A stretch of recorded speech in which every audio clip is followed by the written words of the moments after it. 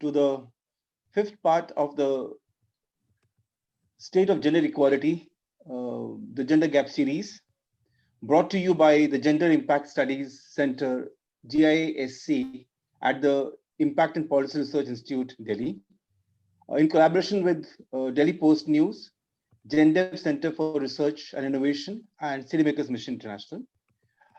Today we have with us Professor G. Sridevi, who will be talking about poverty and nutritional security among women and children, challenges and the way forward for Andhra Pradesh and Telangana.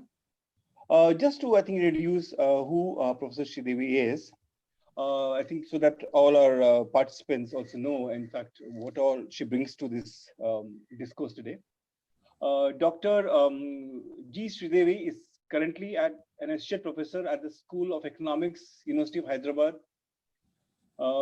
She has a PhD in economics from Institute for Social and Economic Change, Bangalore, and also an ICSR doctoral fellow during 2004. She has an MPhil and MA in economics from University of Hyderabad. And her research interests cover a wide range of issues relating to food security, health, gender, climate change, and economics of discrimination. She has published articles in various journals and edited volumes. She has completed collaborative research projects supported by ICSSR on climate change, food security, and education. She's currently working on a collaborative ICSSR Impress major research project on commons. She has numerous publications in various reputed journals, magazines, and newspapers, both national and international.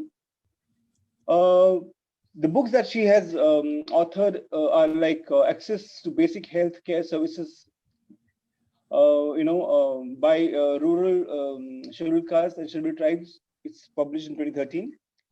Then an edited book on Ambedkar's Vision of Economic Development for India by Routledge, Taylor, and Francis Group. She was a lecturer from 2005 to 2007 in Postgraduate Department of Economics, Mount Carmel College, Bangalore. And she joined as an assistant professor in 2007 at the School of Economics, University of Hyderabad, where she is currently working since then. She has been teaching courses such as the economics of discrimination, international trade and payments, microeconomics, and mathematical economics. So today we'll be listening to her with a rich background in economics and solid work she's done at the micro level. So over to Professor Sridevi. Can we have you now? Yeah.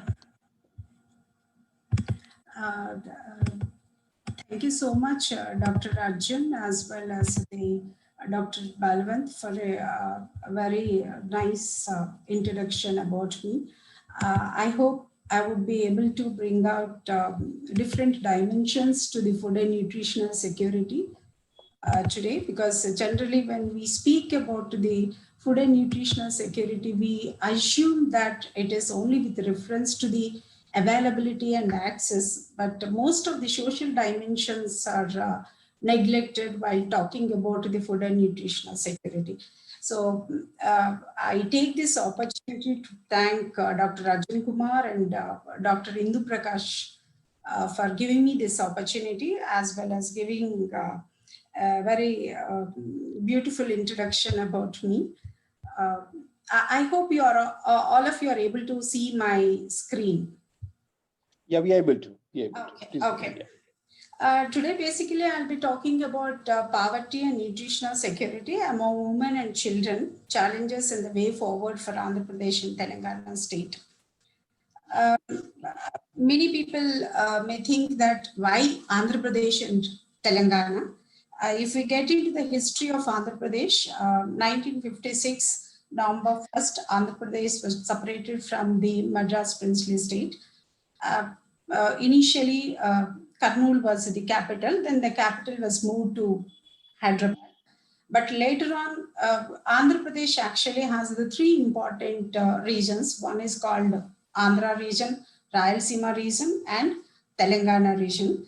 Telangana, compared to Andhra region, which is a coastal belt and which has fertile lands, and there is a huge impact of the green revolution throughout the coastal region. Of course, coastal region also has the North Coastal Andhra, which consists of Vijayanagaram, Srikakulam, and Vishakhapatnam, which are termed as the underdeveloped districts when compared to the Krishna, Guntur, East, West Godavari. And we also have the other side, Telangana districts, which are basically facing irrigation problems during the 90s and the 2000, early 2000, and Rayalaseema, which is always a drought-prone region.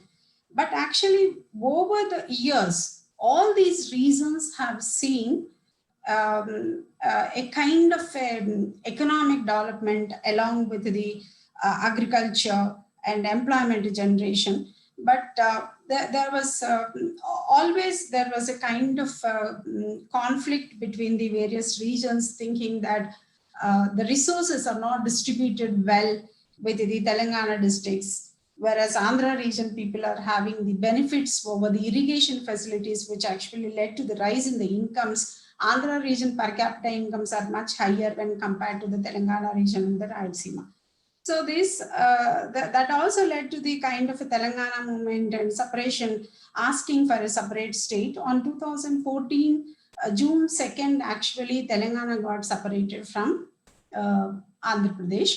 Andhra Pradesh, although the name remains to be same for Andhra Pradesh, but in terms of now, in the process of development, actually they are also trying to be a new state. And Telangana, which has actually a rich resources coming from the Hyderabad, is better off in terms of the per capita incomes when compared to the Andhra region now. Now, actually, when we look in terms of the food security, always we assume that Andhra Pradesh is a surplus state. So there is no question of any kind of the food insecurity arising or nutritional insecurity arising in Andhra region. But the results show and contrary to what exactly theory speaks. So in my presentation today, first I'll touch upon at macro level, at all India level, what is the status of the food security, nutritional security, and then state level. Then we'll move on to the micro level analysis, because many times the macro level analysis doesn't give us the actual reasons. It masks the many important reasons which will be the cause of the problem.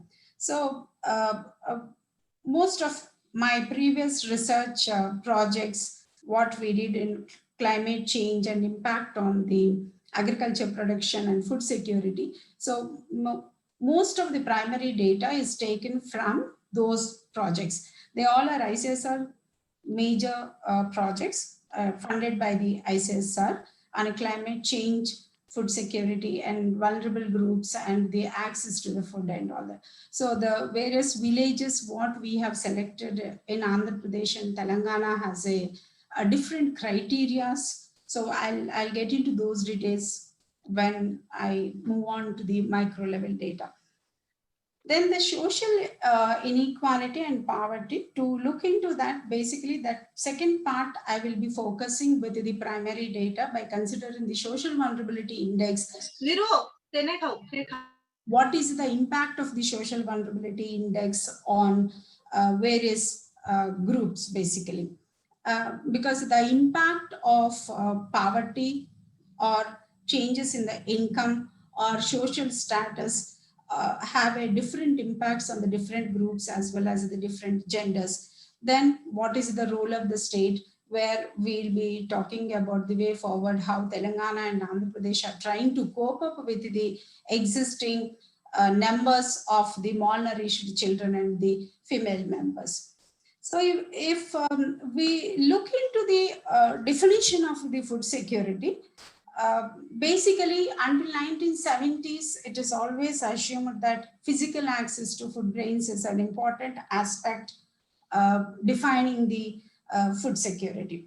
So food security is what a person should have: economic, physical access to food to have a healthy and active, productive life throughout the year. So, but this definition has evolved over the years. It is not uh, given at the initial stages. So in the initial stages of the food security, everybody is more concerned about the physical availability of the food grains, basically. So production was given emphasis. For any nation, it was assumed that you rise the agriculture production. If there is a rise in the per capita availability, obviously it is going to improve the food security. But later it was realized, even after the Green Revolution, changing the tremendous change in the food grain production availability, still people are not able to have the access to the food grains. Then the question came up was, it is not physical access to food, but it is actually economic access to food. That is, people should have the purchasing power to buy the available food. Even if there is a food supply, if people do not have the purchasing power, then there is no point. No country can provide the food security. Later on, even with the changes, the various programs of the Garibi Hatao, employment guarantee schemes, food for work programs, and all those things, malnutrition was rising, and there is a paradoxical situation over the years. That is, one side, economic growth is taking place, and the absolute number of people below the poverty line in terms of the income calculations is declining. But interestingly, people suffering with the food insecurity has gone up. So food poverty was increasing basically, whereas income poverty was declining, which is a paradoxical situation. Then it was decided it is not only the economic access, physical access, but utilization of the food and sustainability of the food should be given emphasis to look into the food security aspects of the nation. Then after 90s, actually, it is the majority of the marginalized groups are suffering with the acute food poverty. So the emphasis should be on the vulnerability and vulnerable groups. Then came up with the food security at the household level or the individual level, because the food security at the household level has a different dimensions when compared to the food security at macro level, state level, or the district level, whatever it may be. Because within the households, there always exists the unequal access to the food in between the male and the female members of the households. So there are various studies which have shown very clearly that the gender discrimination in terms of the access to food exists at the household level. And it varies among the various social groups, it varies among the various income groups. Then came up with the, actually, food security is a responsibility of the state. So rights approach was emphasized to create the food security to the people. Then the rights approach actually came in 2000, which is actually the important thread for the new Food Security Act of the 2013. So this is the chronological changing context from the 1960s onwards, how the food security is seen in Indian context. So when it comes to the nutritional security, we cannot say that if a household is food secure, they're also nutritionally secure. Because nutritional security is beyond the food security. It is not only the availability of the food and consumption, but also availability of the healthcare and the nutritious diet, as well as the safe drinking water and availability of the sanitation facilities. So with this broad theoretical approach, we will try to look into what is the actual situation of India in terms of the global hunger index, and then we'll move on to the state level data. So when we are talking about the nutrition, actually, the nutrition is different for different social groups. So the nutrition needs to be studied in the context of socio-economic and political context and social position of the household within the particular region or within the caste groups or within the gender. And these all again depends upon the level of the education of the female members of the households as well as the employment levels of the female members of the households. Now, when we look into the Global Hunger Index, which was released, the 2020 Global Hunger Index, it very clearly says that even now 690 million people are undernourished and 144 million children suffer from stunting, which is a sign of chronic undernutrition. Before I wanted to make one concept clear. While talking about the nutritional security and food security, we talk in terms of the chronic as well as the transitory insecurities. Transitory insecurity is for a particular time period that may arise because of the changes in the climate for a short duration or floods or lack of the production, whatever may be. But the chronic food insecurity or chronic undernutrition arises due to the existence of the persistent poverty, or they are denied to the access to the food for a longer duration, which basically leads to the chronic food insecurity or the chronic undernutrition. And 47 million children suffer from wasting, which is a sign of acute undernutrition.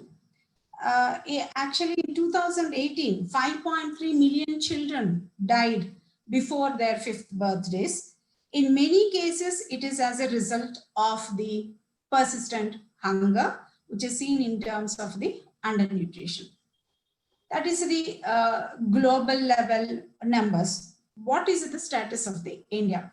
In 2020 Global Hunger Index, it very clearly says that India stands at the 94th rank out of the 107 countries. In terms of the score, basically, it scores 27.2. What is this score? Does this score has any kind of the serious concern?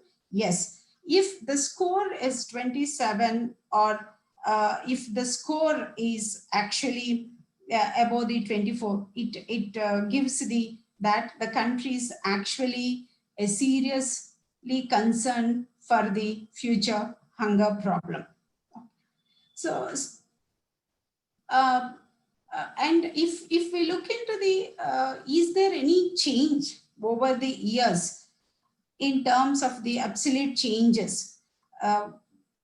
We see that although it is in 2038.9 the score and 2012 29.3, but it moved to in 2020 it moved to 27.2. So not there is not a very positive kind of a indicator which shows that we are actually moving at a faster rate. So the actually 2020 Global Hunger Index very clearly says that India is falling in the group of the serious concern of the hunger.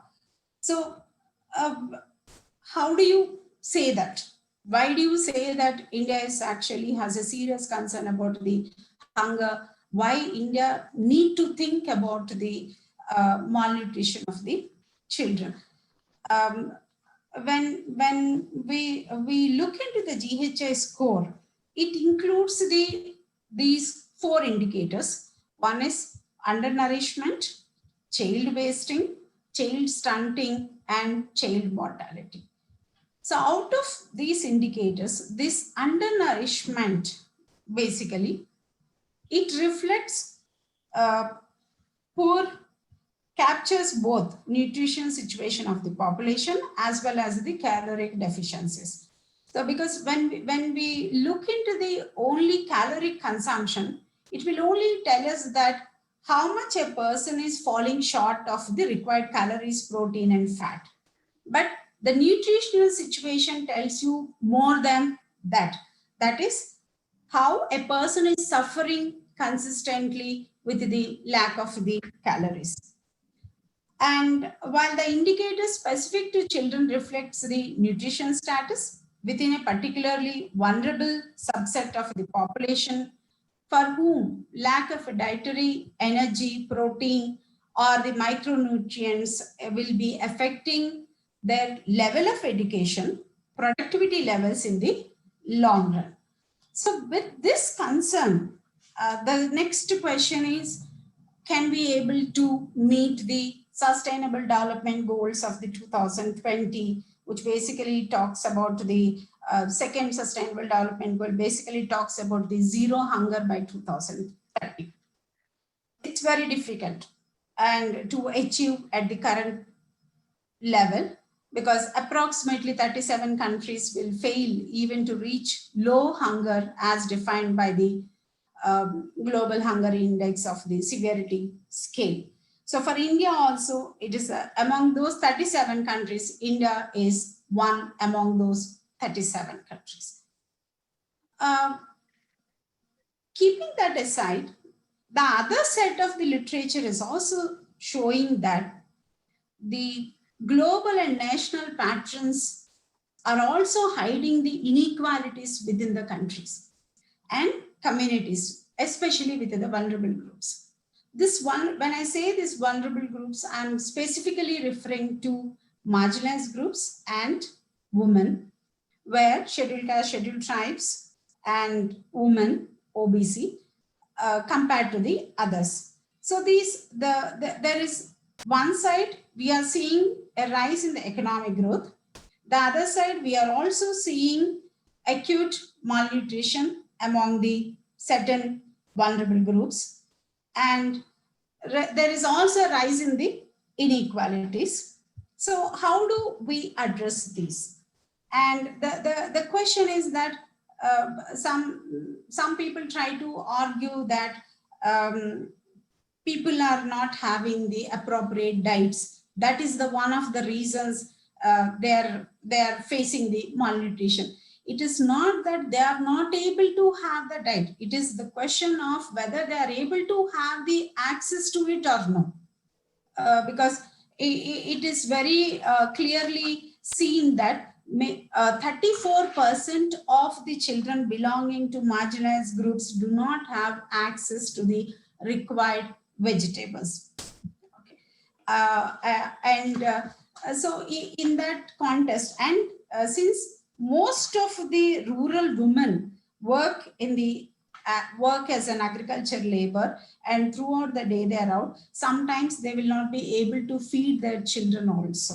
So they lack all the kinds of the required nutrition because of the kind of the poverty exists at the household level. Now, the question is, what should governments do, or what are we trying to do in terms of achieving the food security or the nutritional security?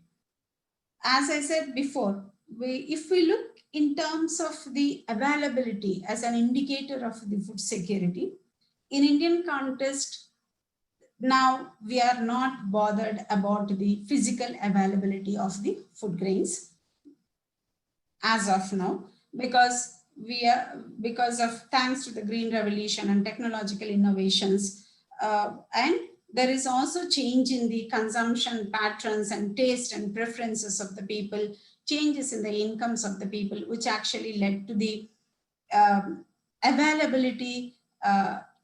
Availability is seen as a better indicator in terms of the physical availability. And that is also seen in terms of the FCI godowns storing huge stock of the food grains. So if we look into the availability, generally one of the important indicators to see the availability is the per capita availability of the food grains. And per capita net availability has increased over the time period. And yield per hectare has also gone up.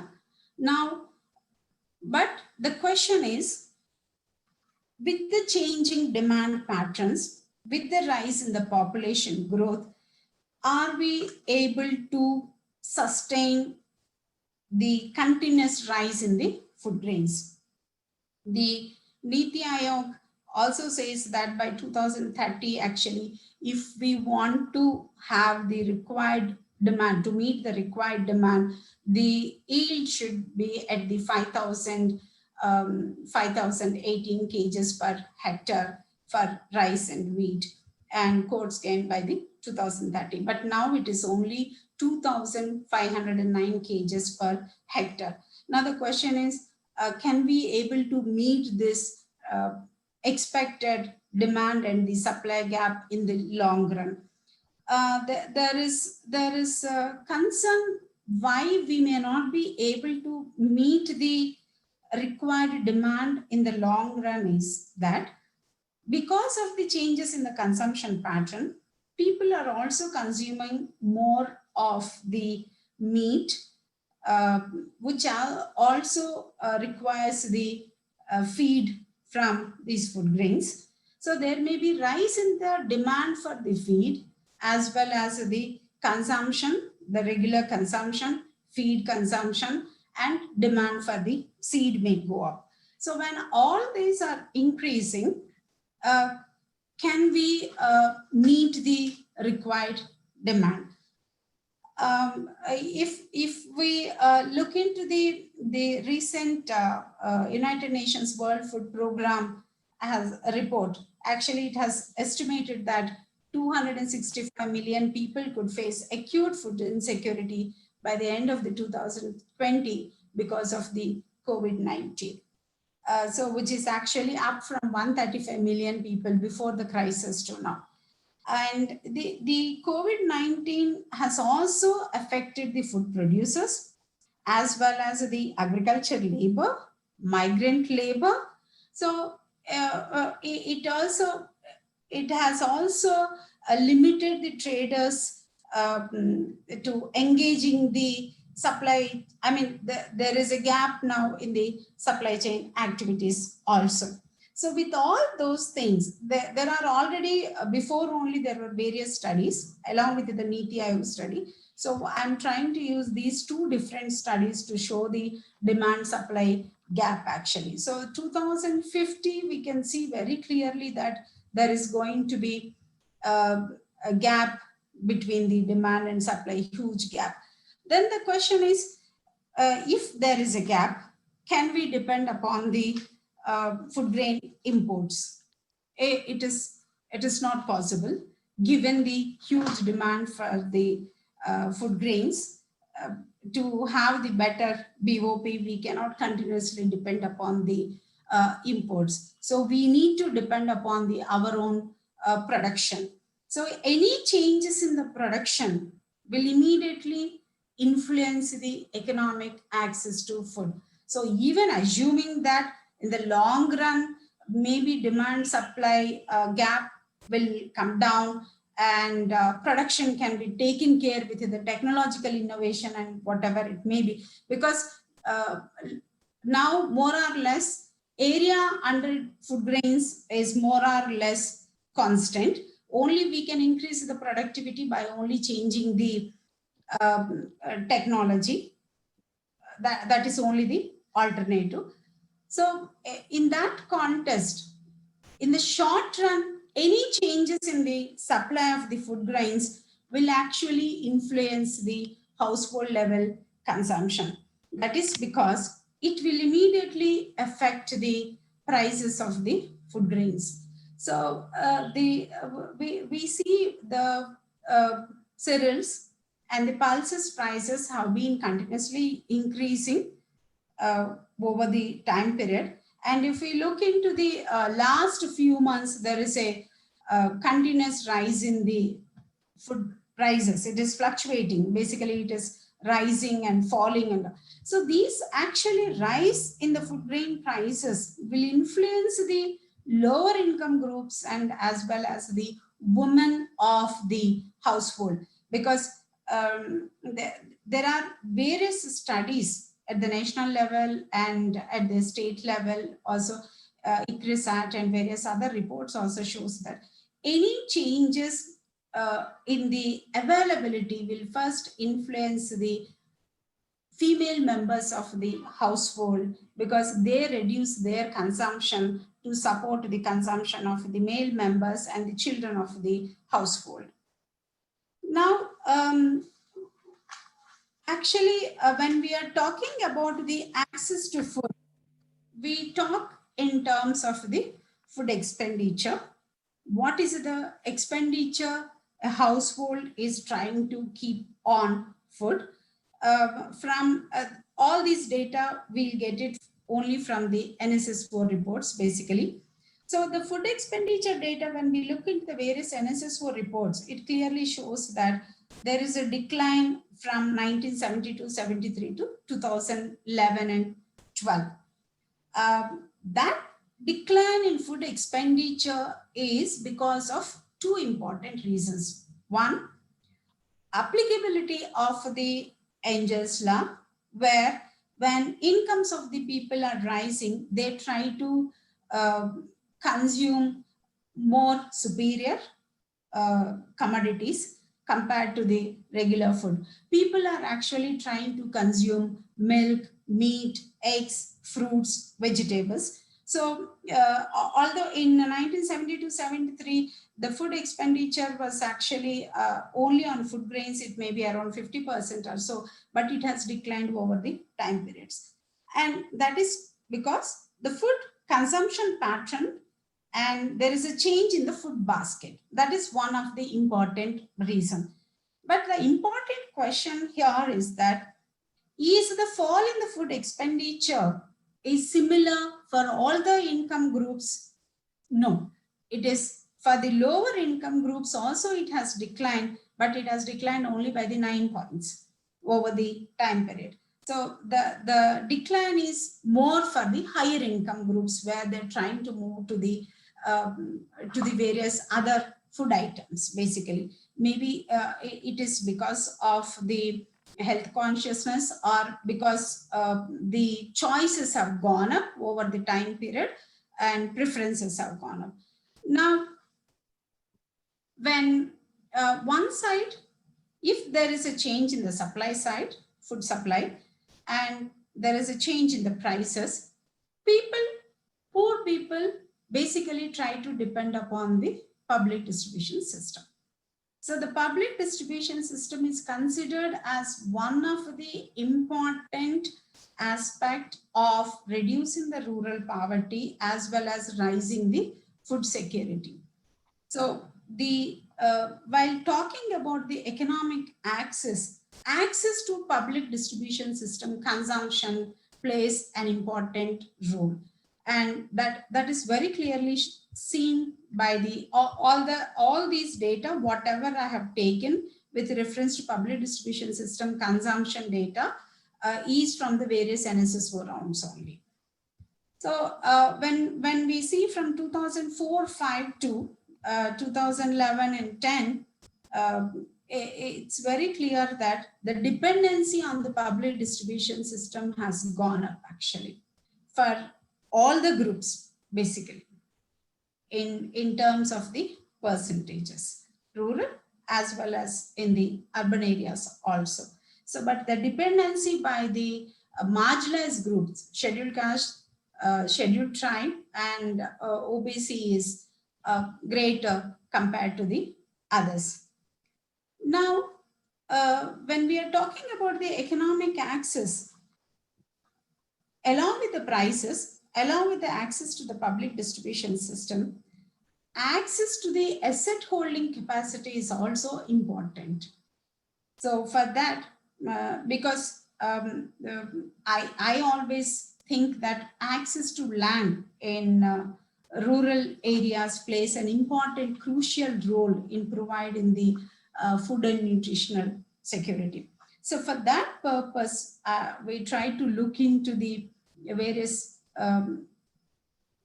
NSS4 rounds. What is the access to the land by the various social groups? So if we look into the first one, that 6.4% is what the landless group, and then we have marginalized groups 25.2, marginal ownership land holding people, and then small, semi-medium, medium, and the large. So the more concern is about these groups, 6.4, 25.2, and 45.9. So again, their access to the income of these three groups depends upon the what is the available farm incomes also. So we did not look into the level of the changes in the farm incomes, but we only seen that what is the change among the various social groups between the two different time periods, and within the social groups at the village level actually. So now the physical access, economic access to food will have an impact on the utilization and the sustainability of the food security. So that utilization and sustainability we are trying to see in terms of the nutritional status indicators for the children across the social groups in India. Why we are trying to see first children is that children, around 40% of the children belonging to the various marginalized groups suffer with the acute malnutrition. It varies from the state to state, but overall within India. So some states have the huge number, and some states have the less number. That all depends again the percentage of the marginalized population available in the particular state actually. Because when we talk about the, suppose say for example, UP has the highest number belonging to the scheduled caste children, but we have to see in terms of what is the total scheduled caste population, and per lakh how many of the children are suffering with the malnutrition. But these are the figures which are actually scary. And these figures are taken from the various rounds of the NFHS, because it is the NFHS which gives the an important data regarding the nutritional security, basically considering three important indicators: stunting, wasting, and underweight. So NFHS 4 and 3 we have considered, because NFHS 2 has a different set of the indicators. NFHS 3 was improved, and NFHS 3 data is 2005 and 6. NFHS 4 is from the 2015 to 2016 basically. So almost the gap of the 10 years. So now there is a decline in stunting, but wasting, no. And underweight also there is a decline. But the most concern and important attribute of the future productivity levels is the very low level of the anemia. So even now, 60.6% of the scheduled caste children suffer with the acute anemia. And these numbers are very high for the scheduled tribe, even during the NFHS 3 as well as the NFHS 4. But there is a variation among the various social groups. That variation exists because all the social groups have the different level of the access to the state support policies as well as the asset holding. So that is reflected in their nutritional indicators. And If we get into the health status indicators for the children across among the various social groups also, the infant mortality rate and whatever child mortality and under mortality, it is very clearly seen that although there is a decline from NFHS 3 to NFHS 4, but still large number of the children belonging to scheduled caste and scheduled tribe uh, suffer with the various um, um, what do I say, various negative health indicators. So that actually the nutritional indicators and health status has a very strong impact on their cognitive skills, access to education, access to employment, as well as the levels of the productivity. So without addressing the problems which are existing at the childhood level, can we really talk about the levels of the productivity and cognitive skills coming of the children coming from these groups? And the interesting analysis also shows that the from the NFHS data only, that mother's education has an important role in actually reducing the nutritional, I mean, providing the better nutrition and reducing the malnutrition. Mothers with no schooling are stunted compared with the 24% of the children born to mothers with 12 or more years of the schooling. And the prevalence of the underweight in children with uneducated mothers is 47% compared to 22% for those whose mothers have some level of the education. By wealth quantile, the prevalence of the malnutrition decreases steadily with increased wealth. Malnutrition is relatively more prevalent among the scheduled tribes than scheduled caste at a national level, while considerable variation exists between the different states. So there is a strong negative correlation between stunting and improved sanitation, because it is very clearly seen that the households who have the better access to the safe drinking water, sanitation, have the better health indicators and the nutritional status compared to the others. So it is when we are talking about the food security, we are only talking in terms of the availability of food and economic access to food.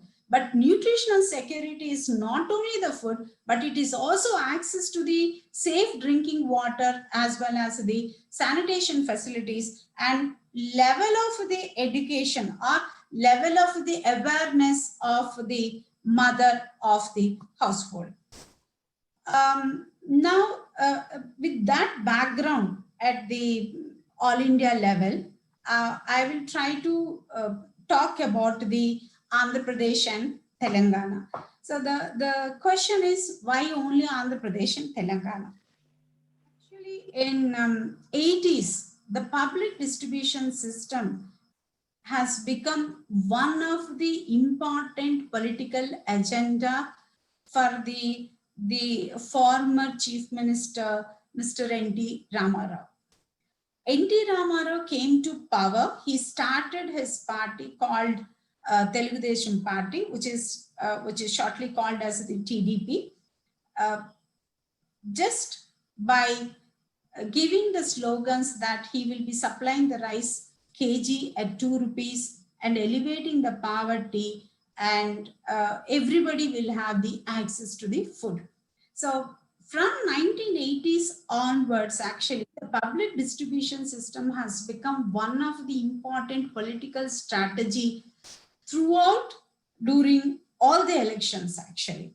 So although it has been changing in terms of the universal access and targeted access and all those things, but the public distribution system played an important role in as a politically bringing one of the party to the power actually. The slogan of supplying rupees 2 kg fine quality rice. And when he came to power, it was immediately implemented that many of the households were given the white ration cards. So those households which are having the white ration cards are eligible with kg 2 rupees and 5 members of the family, each member having the 5 kgs. And although in between actually the price was not remained throughout as 2 rupees, although it was changing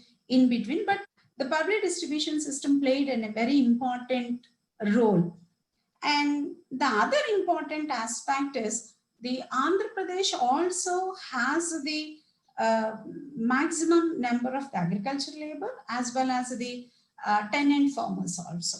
So in that context, what is the impact on the food and nutritional security at Andhra Pradesh and Telangana?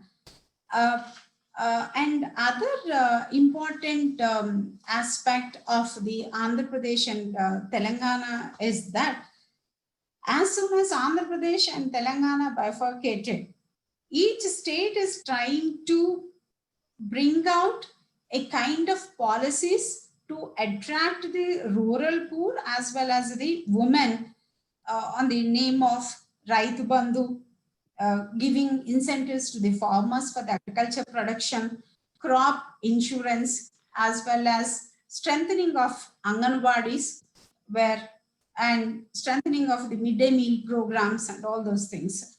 So now, even the central government is going to come up now with the one nation, one ration card actually. But again, there are various doubts about the one nation and the one ration card. Each state has the different needs, and the how do you identify the local demands, and how do you say that one nation and the one ration card? Already West Bengal, Tamil Nadu, Assam, and Odisha, Chhattisgarh, they say that they are not going to be the part of the one nation and the one ration. Although 24 state governments have actually agreed for the union government's program of the one nation and the one state. Now, at the state level, first I'll try to see what is the existing inequalities in terms of access to the land, then levels of the poverty, and we try to look into the social vulnerability index and its impact at the household level nutritional indicators. So in Telangana, the land by position, if we look into the proportion of the households who are able to have the access to the land, is the major group belongs to the OBC, has the highest access to the land when compared to the scheduled tribes, is the scheduled tribes, others, and the OBC.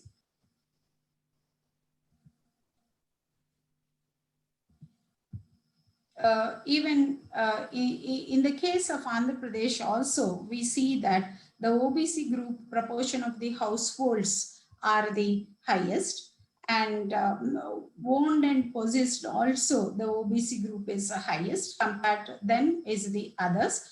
SC ST has the low access to the land, 9.5 and 8.0, whereas these two groups. One interesting transition happened. There are various studies where one of the study in Kanchakodu village by the Professor Nancharya, which also shows that land has transformed from the upper caste to the middle income groups over the time period. And it is actually supported by the various other micro level studies where the land transformation has taken place from the upper caste groups to the middle caste groups, basically the OBCs. So in both the states, in Telangana as well as in Andhra Pradesh, it is very clearly seen. And the other interesting aspect also, when it comes to the atrocities on scheduled caste in terms of the land conflicts. Actually, of late, it is the OBC and SC. The conflicts are between the OBC and SC compared to the other upper caste groups. That is seen in Telangana as well as in Andhra Pradesh also.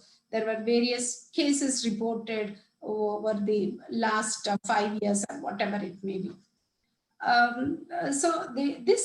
Although the land, even with the Land Reforms Act and then providing the access to the land, actually the other interesting aspect of Telangana government was that when Telangana was formed, the Chief Minister KCR has announced that he will be supplying 3 acres of a fertile or irrigated land for the scheduled caste female members of the household. So landless scheduled caste household will be given 3 acres of the land, but the land and the required fertilizers, everything will be given to the female member. The land will be, the patta or whatever that is given to the female members of the household. But although it was initially started with a great enthu, but later on it was not very successful. Not much of the transfer has taken place on the, but wherever the land was given to the female members at micro level, it was very clearly seen that there is an impact on their household income. And that also led to the actually changes in the household expenditure pattern. Because one of my PhD student who studied the land transfers in Telangana district, for his thesis work, he looked into the case studies of these households where the transfers have taken place. And he brought out very clearly that there is a positive impact of the access to the land to the female members of the household. But the number of transfers were very less compared to what was promised or what was expected. Now, in terms of poverty, also it is very clearly seen that in Andhra Pradesh, as per the 2009 estimates by the Motukuri and Planning Commission estimates or whatever it may be, whatever estimates you consider, the scheduled tribe, scheduled caste households have the higher level of the poverty at the state level as well as at the all India level, both in rural as well as the urban areas also. Even the estimates given by the Panagaria also shows that the levels of the poverty among the scheduled caste households and the scheduled tribe is much higher when compared to the others. So now the given low level of access to the land and lack of employment opportunities, and with the high level of poverty, what is the impact on the nutritional security of these households? So all India level also over the years, when we look into, there is a decline in the in terms of the percentages, but the decline is not at an increasing rate. The decline is marginal decline basically.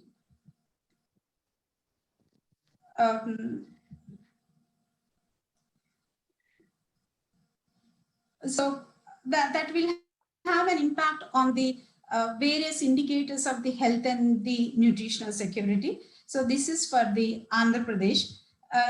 So although there is within the scheduled caste households, infant mortality has declined. Overall at the state level also it has declined drastically. But it actually reduced. But still, majority of the scheduled caste and the scheduled tribe children suffer with the various health negative indicators. Basically, infant mortality rate or the post neonatal mortality and child mortality. Child mortality has actually gone up and under mortality has declined. Under mortality, under 5, the mortality rate. When compared to the others, these numbers are for the scheduled caste, scheduled tribe, and when we compare it with the others, these two groups together will be higher, but scheduled tribe data was not available for Andhra Pradesh as their population is also small. Telangana has the highest population of the scheduled tribe compared to the Andhra. Then when we talk about the nutritional indicators, the stunting, which basically talks about the acute malnutrition, the wasting, and anemia is the important concern when compared to the other section. This is with reference to the health indicators of the children coming from the different social groups of the Telangana. Telangana, because scheduled tribe data was not available in the given NFHS reports. So we have to take it only scheduled caste and the OBCs and compare it with the others. And this NFHS 4 data, which basically gives very clearly, because that is the time they have bifurcated. The stunting is highest among the scheduled tribe households. Even the wasting is highest among the scheduled caste households, and underweight these two groups, and anemia is also again these two groups. Now these are among the various states. I took it from the social justice reports actually, how much SC and OBC others all are suffering with the malnutrition. Now, with the available data, we try to see, is there any change over the time period? We try to make a kind of a matrix with the high nutritional security, that 30% or less stunted, medium nutritional security 31 to 40% stunted, low nutritional security 41% or more stunted. So when we see actually Andhra Pradesh remains to be medium nutritional security as well as the in terms of the stunting in NFHS 4 data, and in terms of the NFHS 3 actually it was the low nutritional security. So the and let us see for the other states also. I mean, in terms of the underweight also. Underweight also, Andhra Pradesh remains to be medium nutritional security, 31 to 40% of the underweight, and NFHS 3 also it remains to be at the same level. So there is no change actually. So classification of the malnutrition just given as given. This is the classification what we have used to show very low, low, medium, high, and very high, which is given by the WHO 1995 as well as the 2018. So in terms of the stunting also, stunting for the children, Andhra Pradesh has the very high level of the stunting. Even during NFHS 3 data time as well as the NFHS 4. There is no change basically taking place. And I mean, if we look into the Telangana, we can only see an NFHS 4 data because it's not available during the NFHS 3, it is the undivided Andhra Pradesh.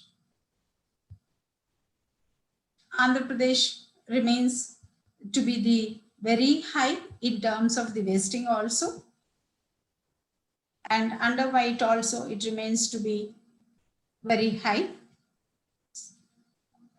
So now the question is, why this kind of a paradoxical situation? One side, incomes are rising, the state domestic product is rising. The other side, we have the high number of the malnourished children suffering with the stunting, wasting, and women are also suffering with the malnutrition. Now, the question is, how effective is the public distribution system in Andhra Pradesh? So Telangana, we could not take the data because these various NSS 4 rounds. Until then, AP is undivided Andhra Pradesh. So it is very clearly seen that the public distribution system plays an important role in the consumption of the rice in Andhra Pradesh. Because PDS is major contributor in the consumption of the rice. It is providing the maximum share to the households when compared to the open market. Actually, open market was high in 2004 and 5, but it has slowly declined. So people are depending more on the public distribution system.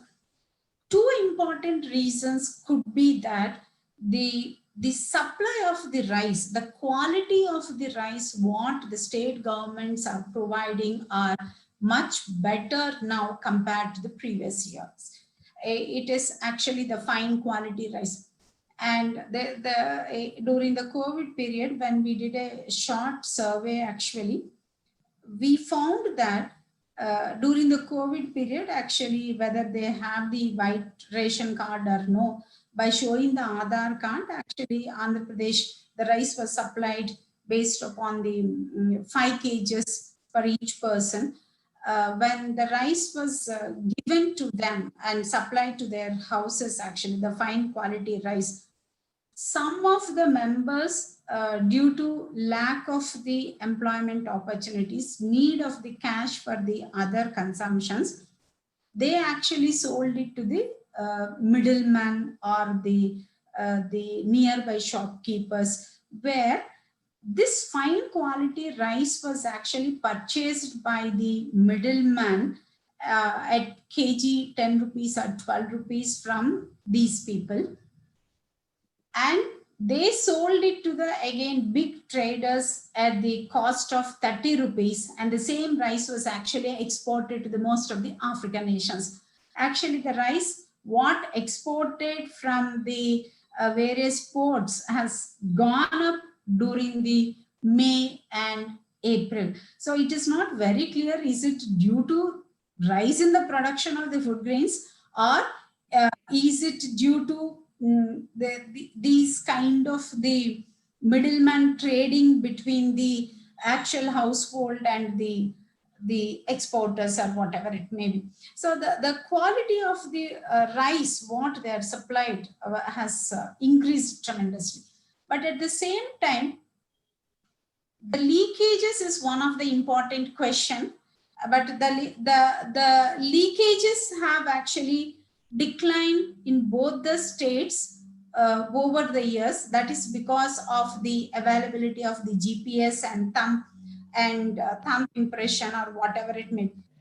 Still, there exist the leakages. They use the technology in such a way that it can be manipulated.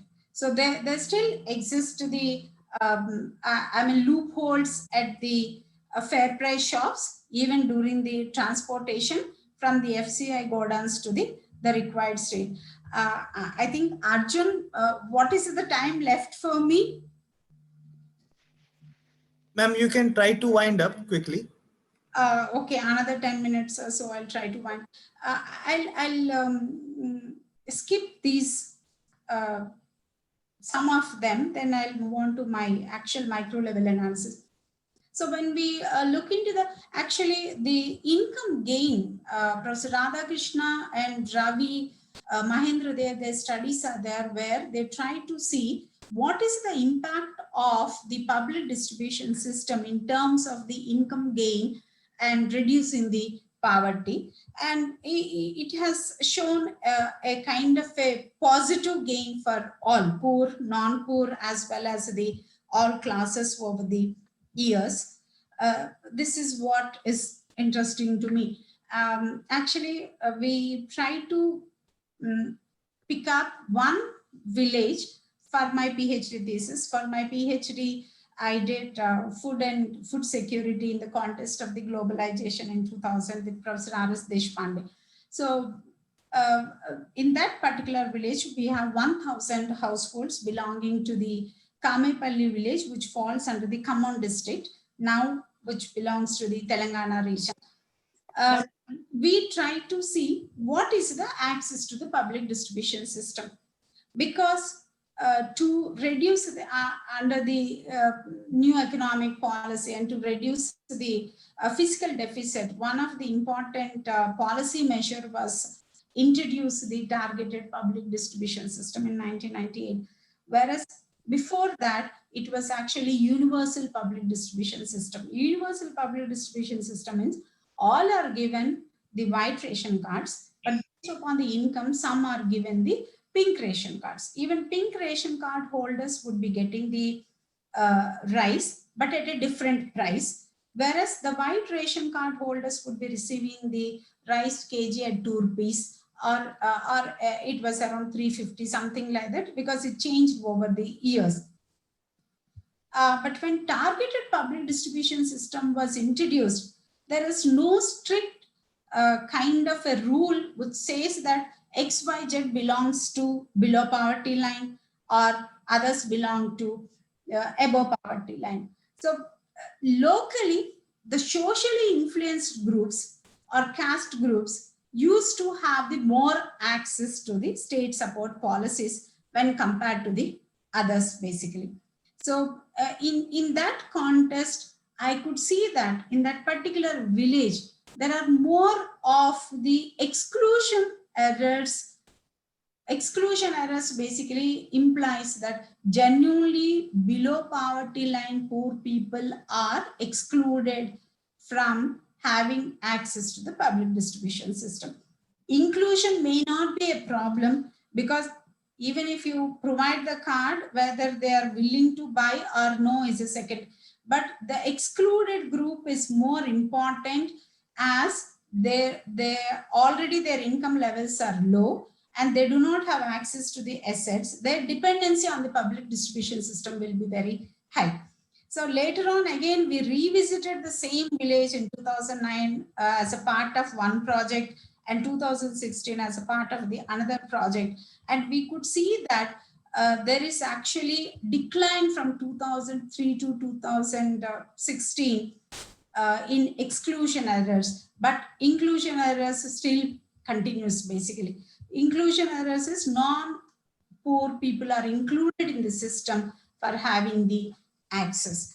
And this, as a part of our another ICSR project, we have studied in 2 villages. This Rayali Gaddapur is the Adilabad district, which is a tribal dominated village, and YSR village, which is which falls under Andhra Pradesh in Nellore district, which has the different social groups, basically dominated by scheduled caste and the other social groups.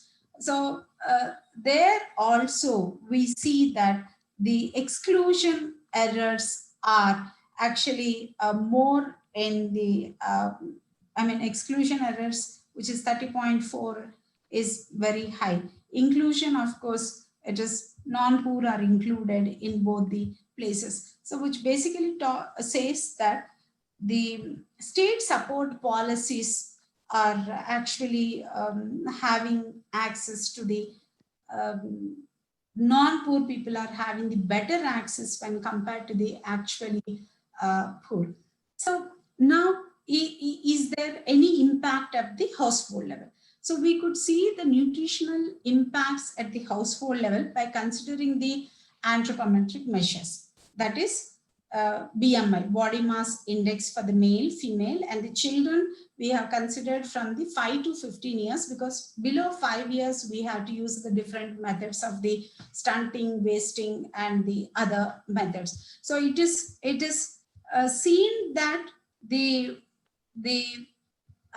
severe among the compared to male members, the female members has the highest number of the people suffering with the acute malnutrition. So that clearly shows the intra-household discrimination of the access to the food.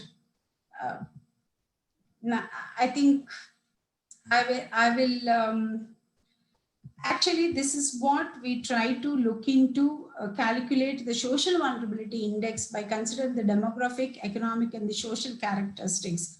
So the social vulnerability index is highest for the, these two villages are as a part of the another ICSSR study we have collected. This Karumanchi village is belonging to the AP state from Prakasham district, and Vudupalvancha village is the from Telangana state from the Karimnagar district.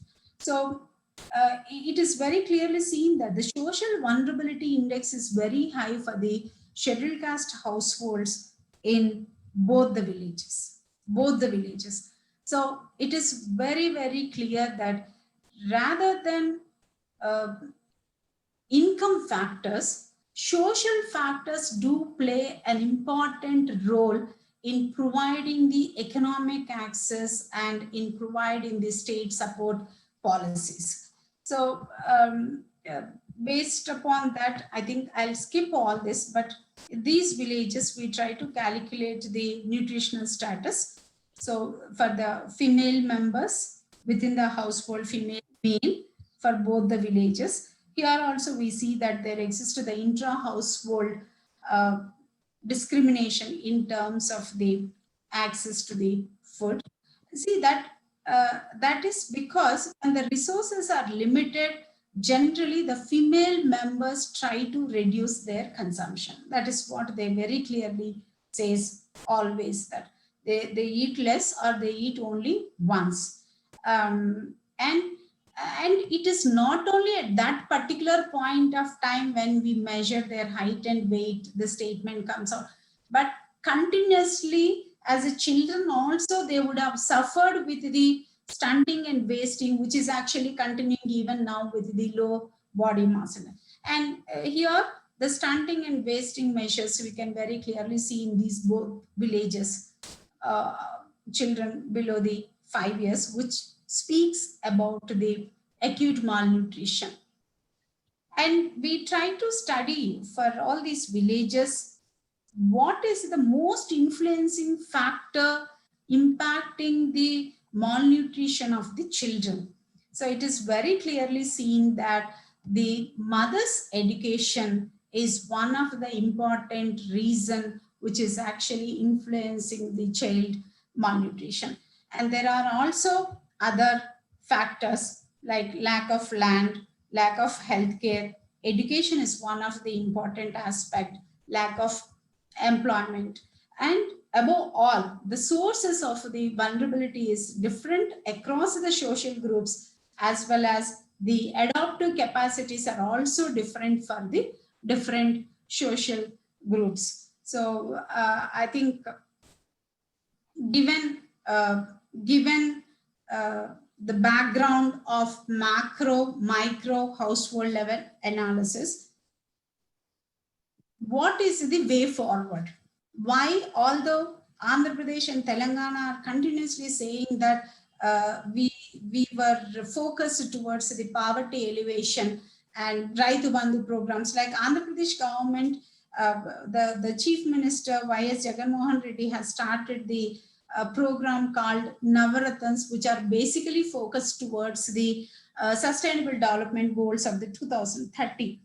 It actually, it has a great positive impact on the various groups in terms of he is trying to provide the called Anna Bharosa program, or providing the self-help groups a lot of loans for the women empowerment, and the they're very clearly trying to say that a woman has to go for the production activities to raise the income levels of the household. And they're also trying to implement the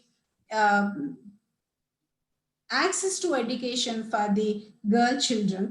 But while doing all that, is it actually going to the socially vulnerable groups or no is one of the important question. Why? Even when states are trying to do various different social welfare programs, why still these marginalized groups remains to be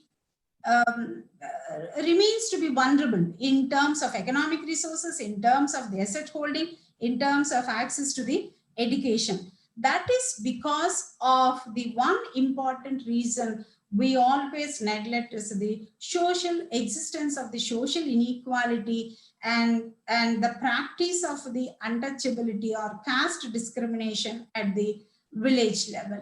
That actually pushes them to be always vulnerable. So the vulnerable groups need to be focused if we are really expecting a kind of a positive growth and equality in due course. And the most important is also the state support policies need to be more socially inclusive in order to provide the food. Right to access to land is essential, and ensuring the security of the tenure is more important, because both Andhra Pradesh government, Telangana government are providing crop insurance and a Raitu Bandhu program and various incentives are given, but they're actually going to the landowners but not actual cultivators. So there is a need for the change in the policy towards the land tenures, and then state should take the measures to confer the legal security of the tenure upon those communities, and also providing the ration requirements need not be fixed. It should be different for the different groups, social groups, or it should be decentralized basically. At the local level, the procurement and distribution should be decentralized. Even in Anganwadis, the midday meal program, the hot cooked food, need not be similar for all the states and all the regions. Different regions have a different food patterns. They can use the core cereals, or some can. The Orissa government started the dry fish as a midday meal program. So to rise the malnutrition, they need to look for the alternative food consumption choices also.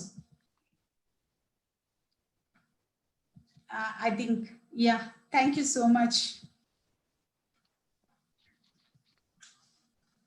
Well, in fact, thanks a lot, Professor Sridevi, for, I think, very amazing presentation you made. I think it's very exhaustive.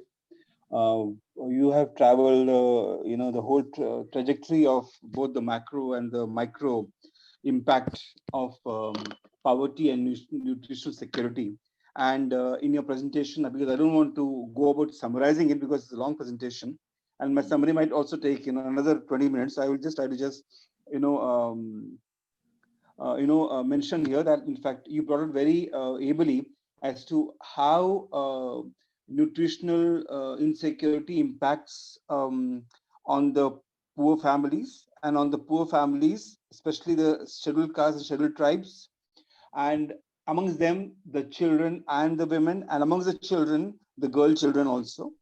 So and I think one important aspect which you brought out, which I think we all need to keep in mind, is that when you talk about nutritional security, I think there are two dimensions about food security and all.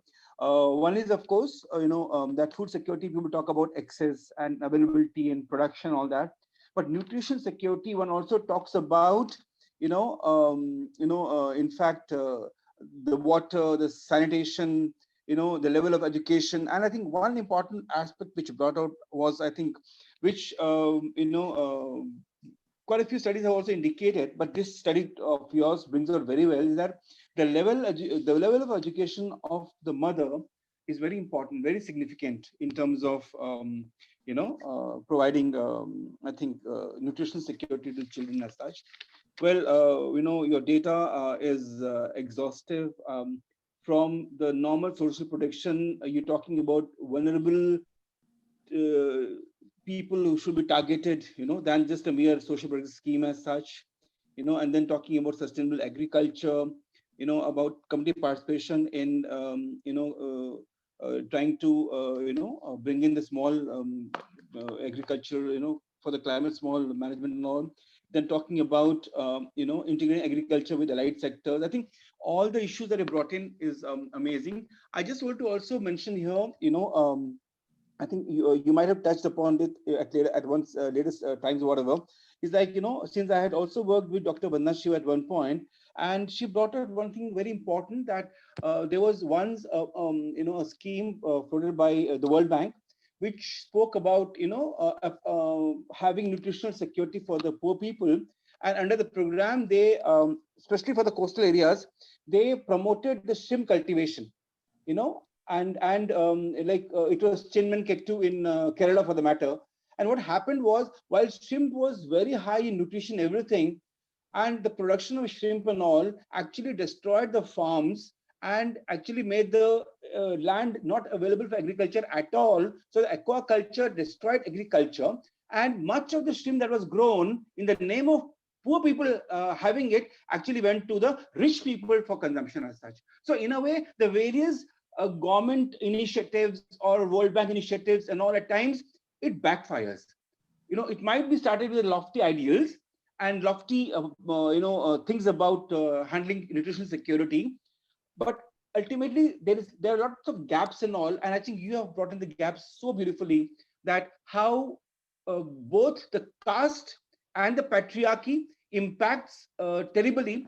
So far as the women are concerned, both in Andhra Pradesh and Telangana, you cited the national, the global, and of course the local data as such.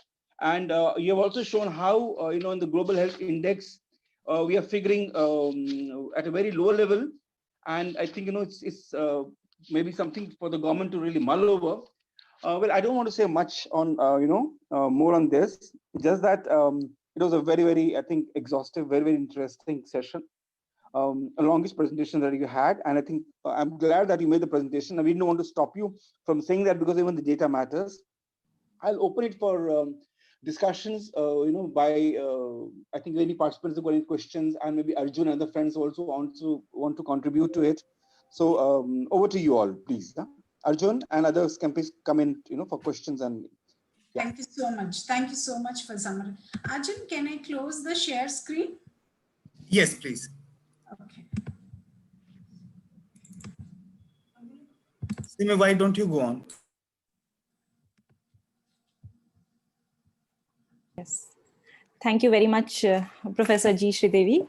And thank you very much, Indu sir, for your initial comments on Professor's presentation. Yes, it was very elaborate and exhaustive and amazing. So I have a few observations. And so, Professor, as we know, we give staples like rice, wheat, and some nominal amount of lentils or chana in the name of proteins in the form, I mean, as part of the PDS. While the calorific intake could be attained by the families, by the poor families, but the overall nutrition insecurity, it remains. And this is also visible, as you have clearly mentioned at the outset, about India's disappointing ranking in the Global Hunger Index 2020, and also of the preceding years, not just of 2020, but also, and in fact, since 2000, I have studied that India's position is in the alarming to the serious positions of GHI. So this is continuing, and this has become chronic. And a couple of days ago, it was reported that the government of India has decided to make fortification of rice mandatory in the coming next 3 years, which, this fortification would be through vitamin B12, zinc, iron, folic acid, etc., etc. And this is specifically targeted towards anemic individuals, especially women. Earlier, in fact, this fortified rice was called yellow rice, and it was done in this decade itself.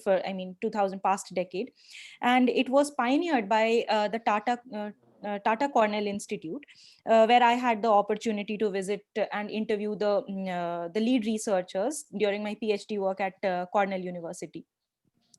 So during this time, steps were taken very carefully in order to create less noise and spread misinformation that it is a GM crop, GM rice.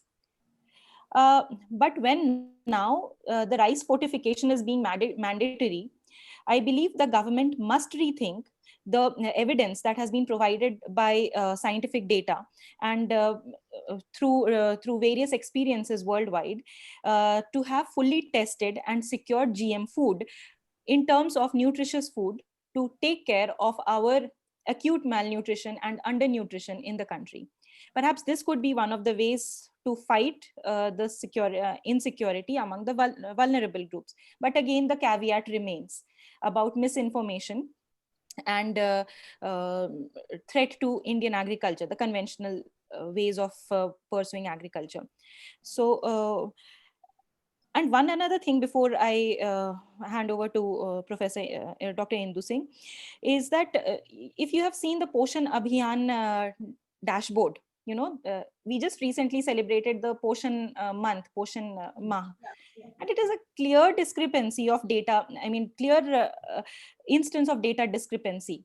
Because if you see the dashboard and compare it with the reality, and if you believe the data and don't care about the reality, you will see that there is hardly any malnutrition in the country.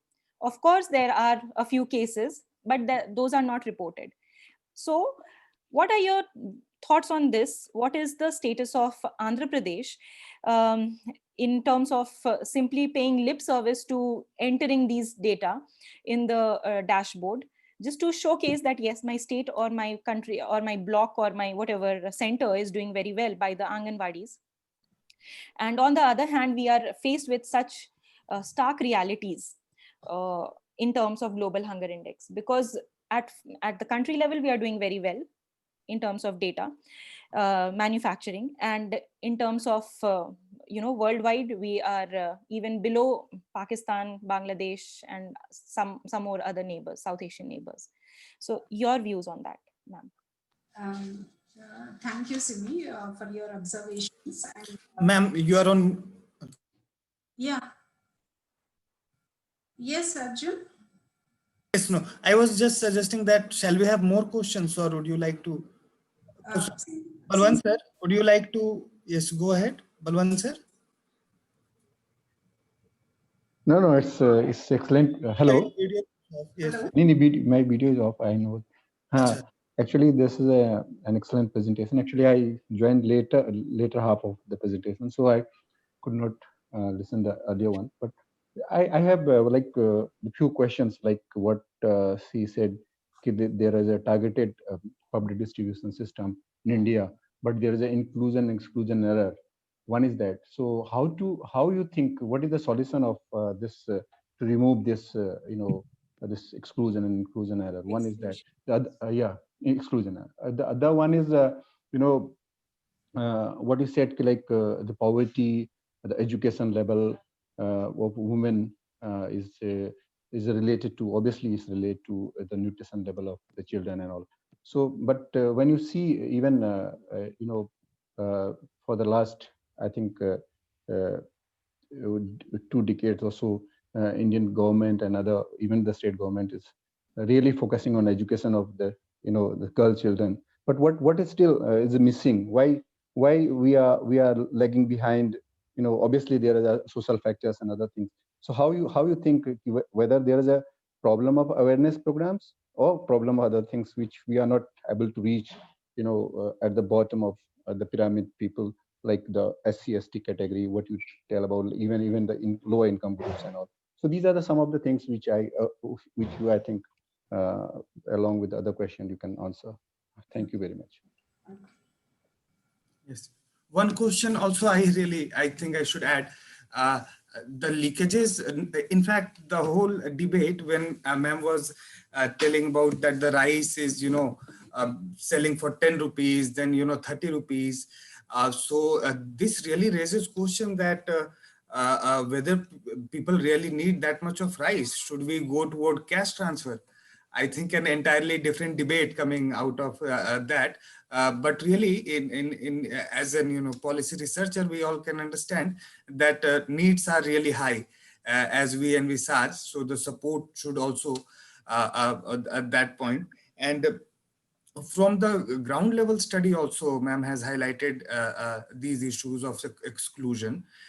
So how this all also can also be improved, as Professor Balwant Mehta is also highlighting in terms of that. In Jharkhand also, the leakages number, Professor John raised, Ritika Khera ma'am, they have also seen it has, I think, now the percentage has become 10, 15, 20% more. Earlier it was 40, 50%. But really there are many digital glitches. So ma'am, during your study also, did you find, any Aadhaar or digital linkages or those sort of thing? And what are the differences in terms of, different regions of Andhra and Telangana? Is there any specific districts, because all these marginalized groups also concentrated in some area, which districts needs to be focused upon? What are the levers, especially for women and child development, that needs to be taken care of for multidimensional approach, so that we reach our targets on time? Yes, over to you, Indu sir. If you want to also add anything, then ma'am No, I can. think I'm fine. I'm fine. I'm fine. We can. I think we can have Sridevi ji, answer those questions. Yeah. Nitin sir, if you want to ask anything. No, I'm okay. Yeah. Tagde sir. Hello, Arjun. Yes, please go on. Yeah, it was actually very excellent lecture by Dr. Sridevi. Since 2005, we have started with NREGA and Food Security Bill, and now during Modi's government, the importance has gone down to these two major programs. So what would be the impact of these changes in the implications of this program on the food security? That is one of the question I would like to ask. Thank you. Thank you. Thank you for all Ma'am, the. you can choose to answer. Yes, please go on. Sorry, you want to say something, Arjun? No, I said you can choose to answer, not cover everything. Too many questions. No, Yeah. maybe I'll just cover all so that one by one. So I'll first take up the Simi's question with reference to the production actually.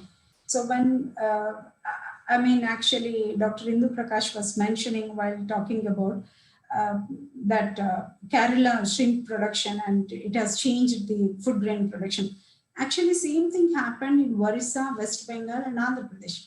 Most of the coastal districts, that Bhimavaram and those, very rich districts, paddy cultivated land was converted into aquaculture, because after the liberalization process, there is a huge demand and trade was taking place to the various countries, and farmers are very happy to get the more income in terms of the shrimp and the fish production, whatever it may be. And government also encouraged it. But now there is a decline in supply as well as the demand for that. And that land cannot be used for the paddy cultivation anymore because the saline water, so it converted into the production. And coming to the GM food products and all, even now most of the market says this is the organic product, inorganic product and all that, but we are not very sure what natural cultivating methods they are using it actually. Even the fortified rice, if they are supplying, we are not very sure what is the amount of the B12 or iron content with that particular rice. So, it can be an trade strategy to encourage the various trading partners. I don't think that, focusing on the fortified rice is actually going to improve the situation of the nutritional security. in my understanding. Second, when it comes to the Andhra Pradesh and Telangana, actually these two governments are continuously trying to say that we are focused in improving the nutritional security of the women, children, poor and various social groups and all this. So for that, they're actually revamping the Anganwadis in the form of changing the Anganwadis into the primary schools, giving them the new nomenclature and giving various facilities, and cooked food, hot cooked food is supplied and all that. But even after doing that, for example, in one of the villages where we looked in, you have Anganwadis for the upper caste in one particular area, middle caste groups one particular. I mean, the same village has the 4 Anganwadis, okay? But Anganwadis actually supply comes from the fair price shops and those, I mean, the supply chain is same for everyone. But how you treat, how you provide, what you provide differs between these. Okay? So the most importantly, are we able to bring out equal access and equal treatment to all the groups of the children? Like one of my students now, Anju, she's from Kerala. She looked into the ST block of Wayanad and Trivandrum other community, and she very clearly says that her study says that scheduled tribes, it is entirely different when compared to the others. So, I mean, it is socially determined rather than politically determined also, or policy oriented. So that way there exists the difference in terms of the accessing the any particular kind of the state support policies, whatever it may be. Even if you look into the employment guarantee schemes also, only by certain group of people in the village will have the job cards, others will not even have it. Okay. Same is the case with the when land is provided, it all again political. You belong to which party and all. I mean, various factors plays. Nothing is very fair where you can say that we are providing this, so you all should have the equal impact of it. And coming to the exclusion and inclusion errors, actually, I have been arguing since my PhD thesis days that it should be universal public distribution system, not the targeted public distribution system. Let it be universal public distribution system. If somebody wants it, they will take it. At least the poor who is eligible is not excluded from the system. But in the name of targeting, and when we do not have a correct procedure to identify who is poor and non-poor, why should we go for the excluding actually eligible people? If it is a universal, if I don't need it, I don't go. But others can, those who require it will go and get it, right? That is how. Or you should have a very strict rule of identifying whether they have a land or access to the house or some employment, government employment, bike, or whatever. There are, I mean, each state has listed various indicators to identify them, but they never work perfectly. It also local political factors and social factors also play an important role in exclusion and inclusion errors.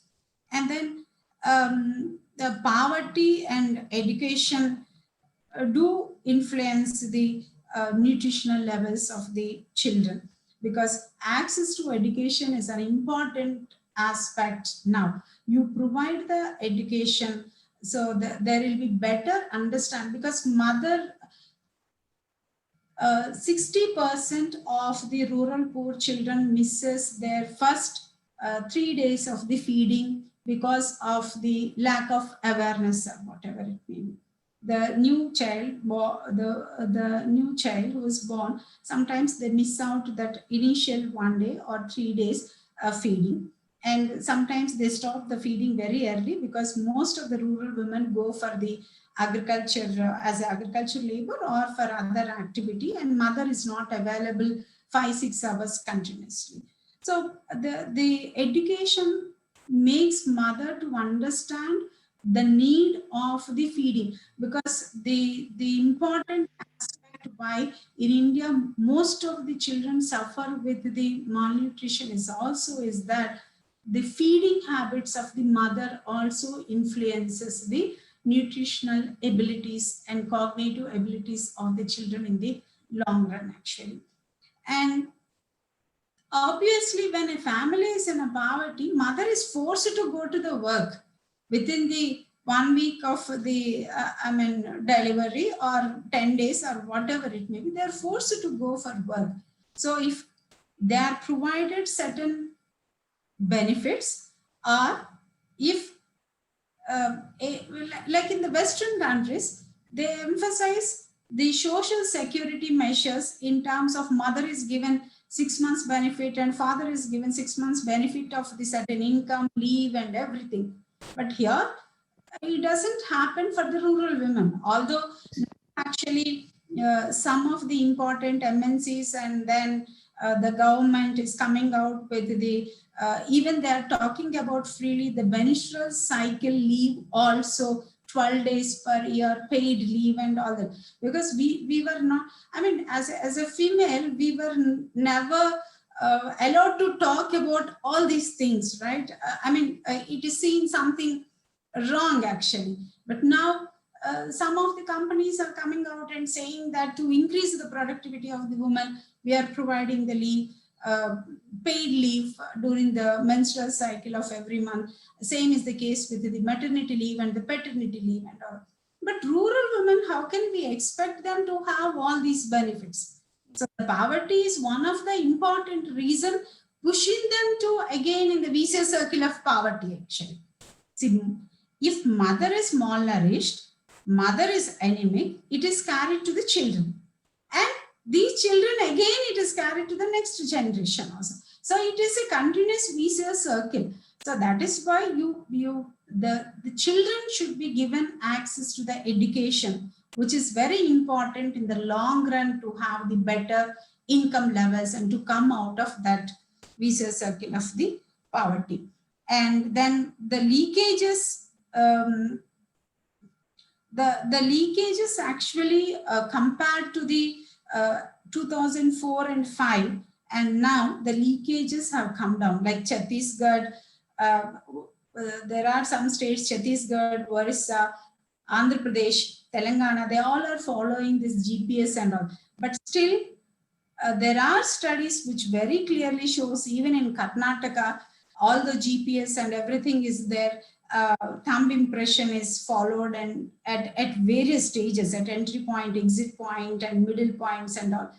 But still, interestingly, they play with the technology. And the leakages do takes place at different levels. That again, the amount of the leakage depends upon the how powerful you are in doing all this. Then I am not so favorable for the cash transfers, because all the villages wherever we studied, people are more interested for the kind transfers rather than the cash transfers. One important reason is that the cash transfers having the bank account. We have been talking about the financial inclusion of the rural women, and they are given the bank accounts and all. But all the villages do not have any banks, have to travel. And when you're giving the cash transfers, you're supplying 1 kg rice at 1 rupee in Andhra Pradesh and Telangana, and 6 kgs of rice per person is given in Telangana. 25 kgs or 30 kgs is the maximum based upon that below poverty and acute poverty card or whatever it may be. So if you want to buy same 30 kgs in open market, unless until you pay 30 rupees per kg or 20 rupees, you will not be getting that required amount. And how much cash transfers? The cash transfers differs from region to region, market to market also. So it is always beneficial to have the kind transfers, cash transfers, okay. What is the guarantee that the female member will only have the access to the bank account and she will get it and use it for the household consumption only? The male member may have the access to the bank accounts and it is used for the different purpose. I mean, liquor, whatever it may be, because you also find that idle men concept in rural villages. They work for a few days, then they try to spend that income on the playing cards or the liquor or whatever it may be. So kind transfers, at least it is coming to your house. As a female member, if not vegetables, at least some rice is available for whole family. Then Nitin's question, coming to Nitin, employment and food security. But some of the states are still giving importance to it. Of course, agreed that NCNRAG program now, only those who are migrant labor during the COVID time who have returned, only 60% of them could get the job cards. Others could not get it actually. But some of the states are actually emphasizing on the food and nutritional security measures in the form of providing this even nutritional Balamrutam, Kerala, Telangana, and Andhra Pradesh also for the children. But the question is, somewhere there should be the implementation to various groups is more important. It is not implemented at various levels for all the groups at the same level. That is the major problem, basically. So I think I could answer your questions. Right. Thank you. Inclusive implementation, ma'am, is really suggesting. And I really agree, especially during the pandemic, like the scheme we have for the gas cylinders, Ujjwala. That is very broad based, but it also have that give it up campaign. So those who will not use, at least there won't be any exclusion error as we see. We have basically, as you also highlighted, rice many people are selling. That is, of course, rice selling is for different reason, because there is no employment, no income, additional income is available. So they reduce the consumption of the food actually and sell even 5 kgs. If you're selling, some cash liquidity is there with you. So that's the reason. So each situation is very promptly taken by the different mafias that way. Right. Professor Utpal De, would you like to add anything? Utpal sir?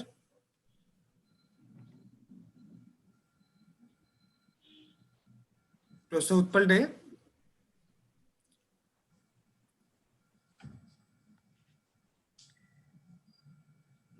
There is, but is there? Ritika, would you like to? Do we have any questions in the chat and all, Arjun? No. Chat or question and answers? Facebook, I will just check. Ritika, go on. Okay.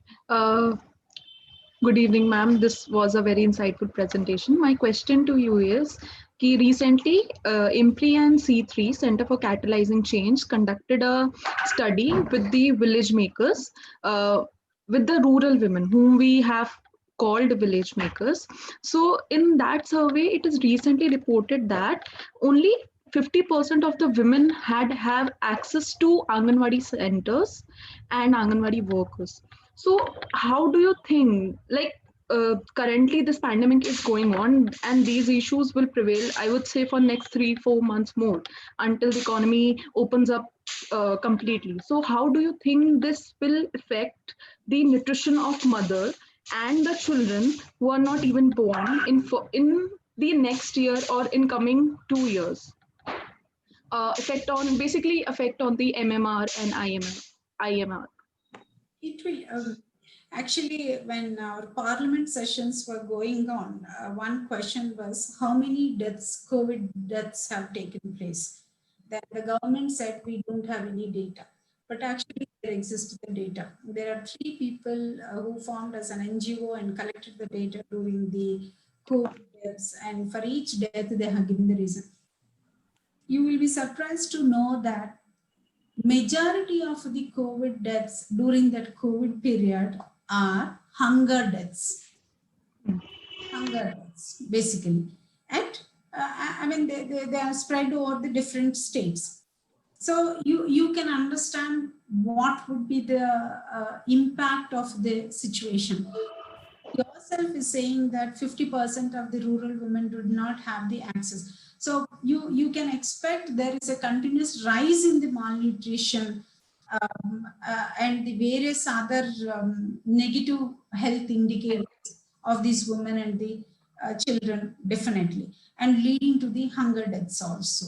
That's what now the UN and various other reports also says, that because of the COVID, the hunger is going to go up, and the impact will be negative, basically. Even in urban areas, the hunger deaths are taking place. It is not only the rural areas, actually. Migrant laborers. Migrant laborers, the problem is they don't even belong to the urban areas. Now they don't even belong to the rural areas. They are in between, actually. So without any kind of the social security measures for them, they are not affected. Even our survey also, Indu sir really led the city maker survey. Nitin sir also led the village maker. Village maker, we really interviewed. Time use survey, 5,000 sample. All these issues were coming, and really in rural areas for Dalit women and children, also tribal women and children, the impoverishment and the differential unequal access was really, those points were coming. And thank you really, ma'am, for highlighting so many points from that part of the region where you have been working for 2 decades with all the macro and micro data. We would touch upon more issues on this furthermore.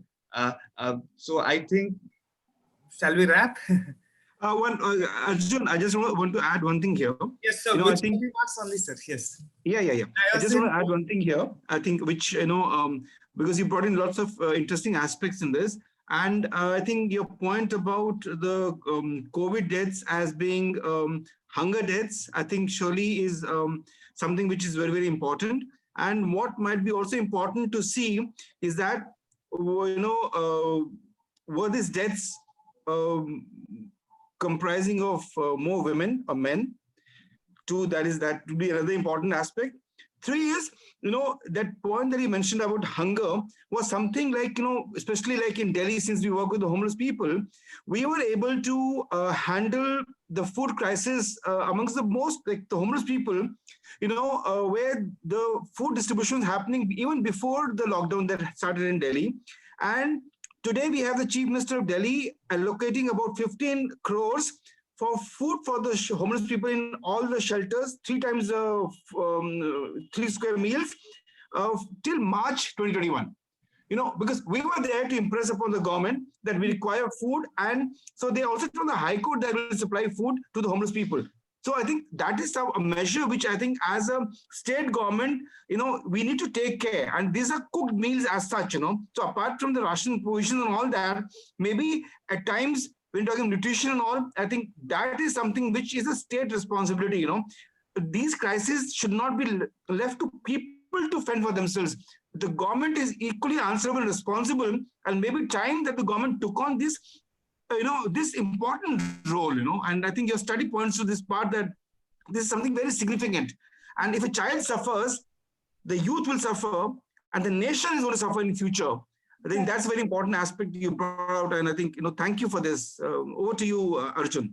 Because even Ambedkar's writings and speeches also, the untouchability which is followed has a larger impact on the national productivity, actually. Absolutely. It's not on the one particular social group, actually, that has larger impact at the national level. And the one more point I want to add is that during the COVID period, actually, the transgender people were acutely suffering with the poverty and the hunger. Yes. The government actually initiated that some majority of these transgender people will not be having either Aadhaar card or any ration card or anything, but just ask them, you can come and give the thumb impression and then take the 5 kg rice and all that.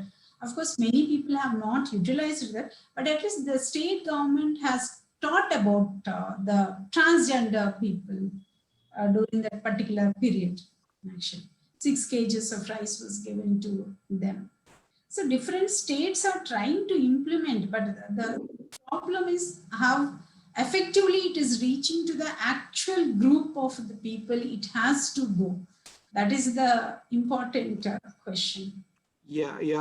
And I think to that, just, I want to further add that there's this group called Praxis, which we've also been part of, and they did about 39 webinars, and their webinars were with sex workers and transgenders, with nomadic tribes, the denotified tribes and all.